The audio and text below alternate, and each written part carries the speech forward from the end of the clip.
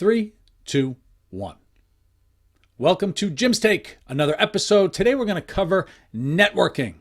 We're going to talk about the point of networking, how to network, our misconceptions about networking, all this kind of, I've given plenty of advice in your response to AI and all of that kind of stuff. And networking is always right at the top. This is such a social challenge that we have.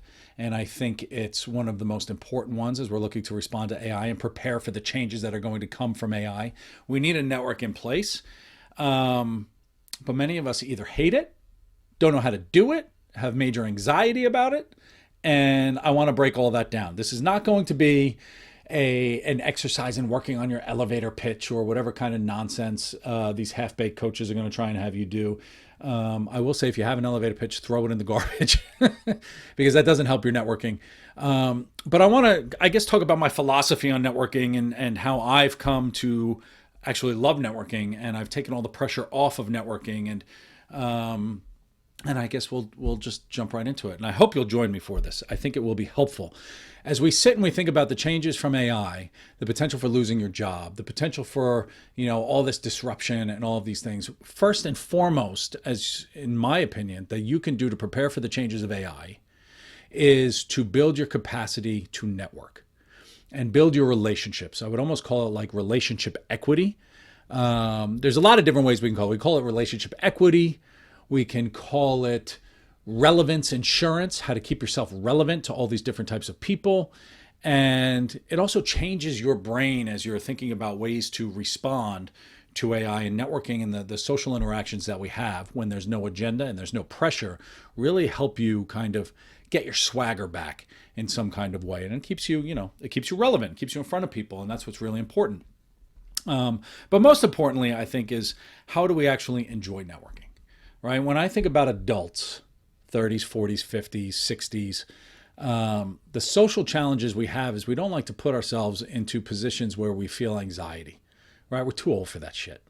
And there's so much anxiety and big challenges around network. And networking has a couple of different steps. One is you could sign up for a networking event. That's great. But then when it comes time to go to that networking event, we can always find an excuse to just not go, right? And there's always something more important. And we tend to ignore the things we don't like, even if we know that they're incredibly important. And so I think we have to talk about how do you enjoy networking, and then how do you just get out and meet people. And it's not always just at an event. We don't need all this kind of structure, but it's very important. It's protection for your career, and it brings you a little bit of joy, a little bit of happiness to find these social types of connections. So I guess I'll start with, what is the point of networking? And the point of networking is not to sell. It's not to sell yourself. You don't go with a resume in your back pocket. You don't go with this idea of pitching your business if you're an entrepreneur. You don't go with any of this kind of idea. Like, long, sustainable networking is about building a strong foundation for relationships. And you can do that not at a networking event. You could do that really anywhere. Some people don't like the big kind of 500 people in a room, and you wander around and you're like, can I talk to this person? Are they open to it? Blah, blah, blah, blah, blah, blah, blah. And when you think about it, when we think about the point of networking, one of the ways is, like, if no one outside your team at work knows your value or knows what you do, then you're really not as secure as you think, right? I've had many conversations with people who have been laid off who, as they say to me, they say, I just had no idea how irrelevant I became, right? And there is a big communication component to being social in person with people. And so networking isn't about like climbing up and meeting people and, punching above and closing all this business. It's about protecting yourself from change, surrounding yourself with really good people who are in similar situations, so that when change does happen, they are in a position to potentially help you, or you are in a position to help them, right? Again, relationship equity is building these relationships over time. And we have to build this reputation when we're not in the room, and we get the reputation we want from people who see us in person. Okay? And when people see us in person, then they can yammer on about, oh, I met this great person, and they knew this and they knew that. And when they like you, that's when good things happen. And so we're talking about networking. The point of networking is to build these relationships, not for today and not for immediately tomorrow, but maybe weeks, months, years down the road. Okay, it's a long-term game that we're playing here with networking. It's about building relationships. It's not about networking to get something. You're not building a network. You're building like a relevance type of, I guess, insurance, right? It's what keeps you moving. The world is changing constantly, but the people you know, they're evolving too, but they're always this kind of constant kind of network. And you don't go to sell the one person that you meet. You go and meet them and they like you and are willing to introduce you to the 1,000 other people that they know. If you were to take a moment and pause and think about all of the people you know, not just from work, but from community, from neighborhoods, from, I don't know, your church or synagogue or whatever, you know a lot of people. And the people you meet know a lot of people. And that's what a network is. You meet one person who knows so many other people. You meet one person who knows so many other people. And we solidify these relationships by meeting people in person. And so when we go to network, the big misconception I would say in networking is we have to sell, right? We confuse networking with pitching. We're pitching ourselves. We're trying to get a job. We're trying to get all of this stuff. And we put so much pressure on ourselves on these elevator pitches to be impressive, but that's not the point of networking, right? We don't need to be impressive. We need to be interested in other people. Because people like us when we're interested in them. And when we have really good, curious questions about them. And when you show an interest in other people, all of a sudden they become interested in you. And so I remember it was an epiphany moment where I was going to a networking event. I didn't want to go. I was sitting outside. I'm like, basically, I used to go to a networking event and say, all right, can I talk to 2 people and then I'm getting the hell out. And I kind of look for the lonely person on the side and I go talk to them because that was easy. And then I'm like, all right, I'm done and I'm out. And we're not trying to convert the room. That's not what we're doing. And I had this epiphany one time where I was going in and I'm like, you know what? I got this hour. I have to be here for the hour. I have to force myself to be here for the hour. What can I do to enjoy this hour? That was it. What can I do for me to enjoy this hour? It had nothing to do with pitching my business. It had nothing to do with pitching me. It was about how do I find someone where like they have a really cool story that I want to hear. Right. And I found myself meeting people who volunteer on the side and I was learning about how they do this really cool volunteering stuff. I'm like, oh, tell me more about that. Had nothing to do with business. And then I had other people who were doing these long distance runners. I'm like, oh, how do you run 50 miles? That's crazy. I don't know how you do that. I could never get up that high. And when you have this really interesting conversation, everybody's having fun. And people don't remember what you say in these networking things. They remember how they feel. And so how, when you approach a conversation, is not about to talk about how wonderful you are and all the great value you bring and all of that other stuff. It's how do they enjoy the conversation that they had with you? How do you meet someone to have this conversation and say, I'm so happy I spoke with that person because they also hate networking and they just had a wonderful time networking as well. And so if you're uncomfortable, the best networkers don't talk about themselves. They rarely do. Right? Everyone's going to Google you after if they like you. They're going to figure out what it is. They're going to LinkedIn you and all that other stuff. So that kind of the work, tangible kind of reputation, when you get to a certain level, the work stuff is kind of irrelevant. It's a people conversation now. And are you able to interact with other types of people? And when you're asking really good questions of other people and making people feel really good, all of a sudden they're interested in you because they want you to be around. And those are the people who hire you. And those are the people who want to hire you and bring you in and introduce you to other people because then their reputation goes up.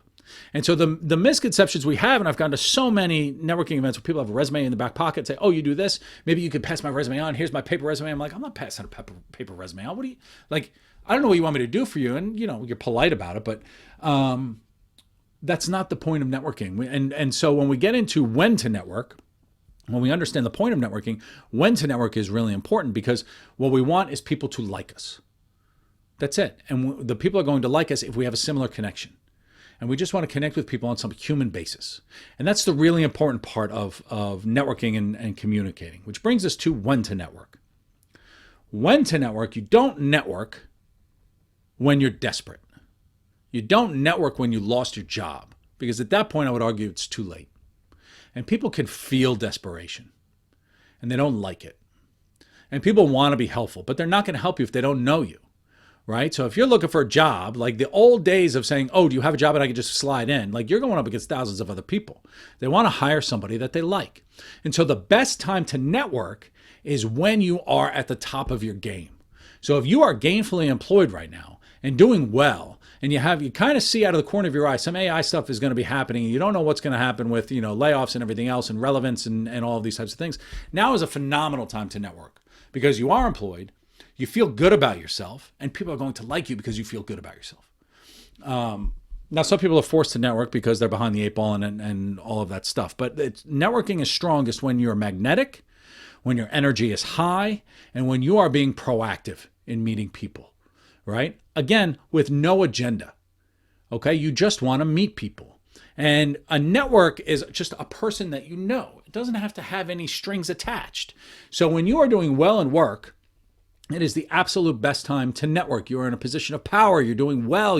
Maybe you want to change your job. Maybe you're open to it. You've got another 20 years in corporate. You've got all kinds of different paths and you can go all different times at different ways, but you're not going to get a new job. You're going to meet people, right? And maybe you can help people. And those people are then, again, relationship equity. You give them something, they'll give you something. And it's really, really good. It's too late when you are not in a position to be generous. When you are not in a position to talk about value and fun things, and when you have this kind of anxiety about what am I going to do next week, I'm losing my job and I don't have anything else, right? I have to tell you right now, if you want to protect your future, start building relationships before you need them, because you can't leverage relationships if you haven't built them up.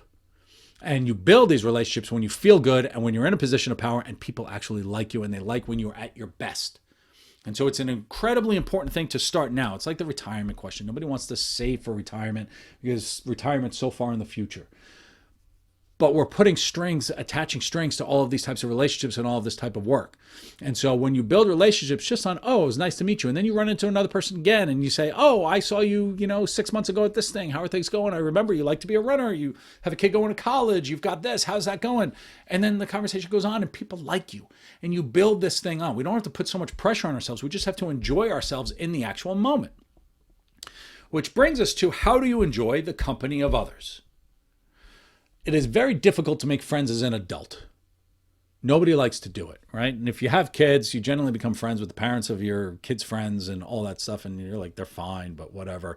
You have an opportunity to kind of scratch that record where you're not looking for best friends and you're not looking for, all kinds of like crazy strings attached relationships. You're just looking for a person that you could be comfortable speaking to and you enjoy their company for a 10-minute conversation. That's it. And everybody you speak to has something interesting to talk about for 10 minutes. Everybody has something. You have something interesting to talk about for 10 minutes, right? Think about what you like to do for fun. And when we're trying to find our people, and this is like when we think about relationships, a lot of people could put relationships into buckets. We got work relationships, we've got family relationships, we've got dating relationships. Like think about networking almost like dating. You go on a first date. Do you enjoy their company? And do you want to go on a second date? That's it. If you do, then you say, all right, fine, we'll go on a second date. And then you go on a second date. And then maybe a third date. And then you're like, all right, that's been enough, right? Like we don't really have that much in common. We're not going to go any deeper, but we're going to hang out here. Some people you want to date a lot. And some people you want to spend time with a lot. Too often we're trying to be something that we're not to other people. And that's why dating kind of ends. We're trying to be all this impressive. We put so much pressure on dating. It's why networking doesn't stop. We're trying to be more impressive than we actually are. And when we become authentic to ourselves, like if I'm a big reader, okay, I'm a big reader. If you're looking to date and you're a big reader and you don't really like to talk to people, go to a coffee shop and sit and read, right? And you sit in the corner drinking your coffee and reading. Not everyone's going to notice you sitting there reading a book. And that's fine because they're not readers. But you know who will notice you sitting in a corner reading a book? Other readers.